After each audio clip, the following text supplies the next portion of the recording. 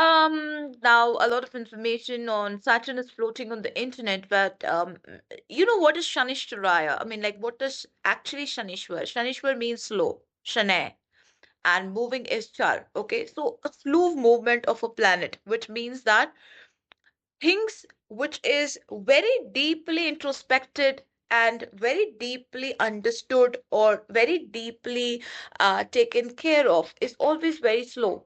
Nothing in this world which is really fast in nature can give you that kind of a vision, mission, and understanding of the soul and of the self. So that is why it is said that Shani is a planet which directly comes from Shiva, and Shiva means higher consciousness.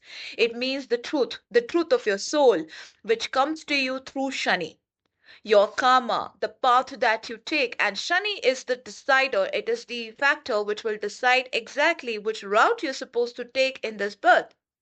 Shani, though, being a little stern because it wants you to lead or it wants you to take the right path, it is very practical in nature as well. Unlike Jupiter, Jupiter is giving you a lot of information and knowledge. It tells you exactly what needs to do to process the spiritual upliftment. However, Saturn will ensure that you're on the right path. Okay, so Saturn is more stern as comparatively to Jupiter.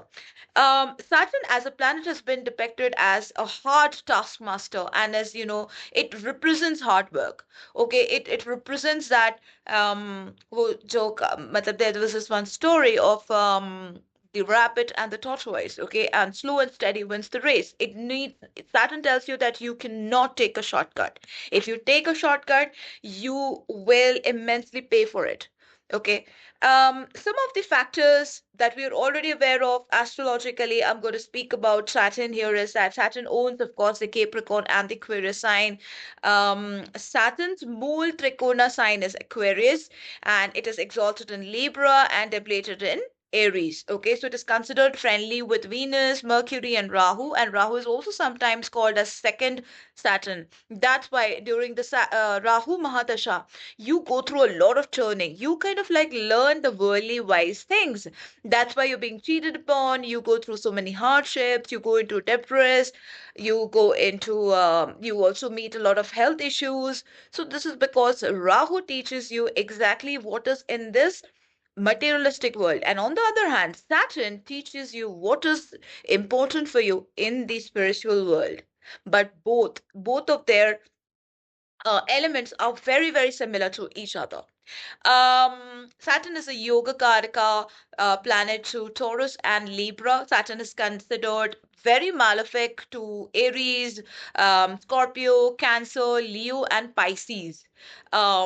Reason being is because these are some of the planets which wants to make things work really fast. Okay, and Saturn being there, it might just slow down the pace of most of these rashis.